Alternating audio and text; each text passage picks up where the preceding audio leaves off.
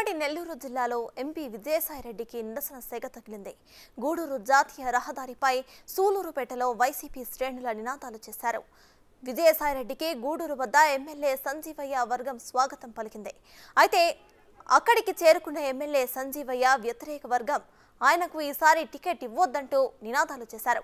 Ticket ఇవ్వాలంటూ మరో వర్గం నినాదాలు చేయడంతో అక్కడ రచ్చ జరిగింది. ఇరు వర్గాల నినాదాలు హోరెత్తుతున్న ఉద్రిక్త వాతావరణం నెలకొంది. మొత్తానికి కొద్ది రోజులుగా సూలూరుపేట వైసీపీలో కొనసాగుతున్న వర్గపోరు విజయసాయిరెడ్డి సాక్షిగా బయటపడింది.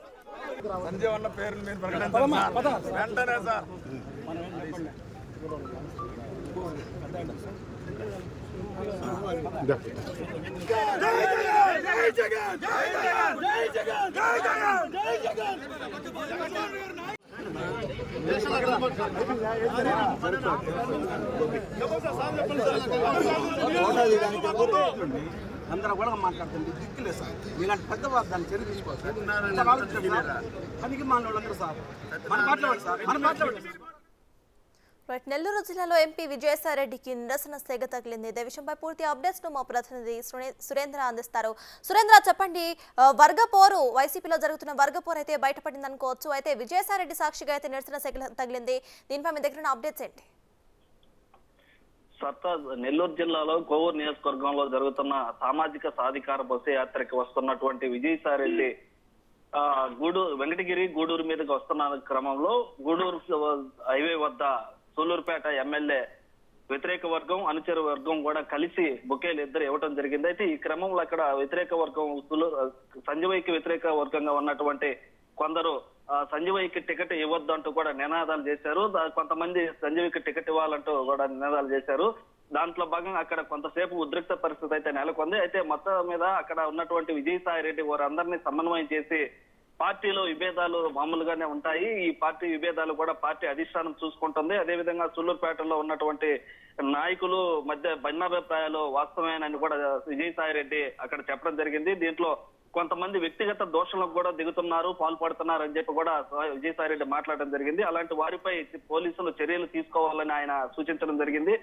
చట్టాన్ని మనం చేతిలోకి తీసుకోవడం సరైంది కాదని కూడా ఆయన అభిప్రాయం వ్యక్తం చేశారు. దాంట్లో భాగంగా పార్టీలో అధినాయకుడు జగన్మోహన్ రెడ్డి మాత్రమే ఎవరైనా ఆయన ఆదేశాలు పాటించాల్సిందని కూడా వారికి ఉన్నటువంటి సూలూరుపేట సంబంధించి కిలివేటి సంజయ్ వ్యతిరేకంగా ఉన్నటువంటి వర్గం ఎవరైతే దోషణలు చేశారో వారందరినీ కూడా సమన్వయం చేసి కలిసిపోవాలని కూడా చెప్పడం జరిగింది. అయితే ఈ యొక్క నియోజకవర్గంలో విజయసాయిరెడ్డి సాక్షిగా అక్కడ వర్గపోరు ఉందని కూడా తేటతెల్లమైందని మనకు తెలుస్తుంది. అయితే నియోజకవర్గంలో పెద్దిరెడ్డి రామచంద్రారెడ్డి నిర్ణయించేది ఏమీ ఉండదని కూడా ఆయన పెద్దిరెడ్డి రామచంద్రారెడ్డి కూడా అక్కడ అధికారం చెలాయిస్తున్నాడని వస్తున్న నేపథ్యంలో అక్కడ పెద్దిరెడ్డి రామచంద్రారెడ్డి కూడా ఏమి లేదని కూడా చెప్పడం జరిగింది. ఏదైనా కానీ పార్టీ అధిష్టానం మేరకు పార్టీ నాయకుడు జగన్మోహన్ రెడ్డి చెప్పిన వరకే జరుగుతుంది.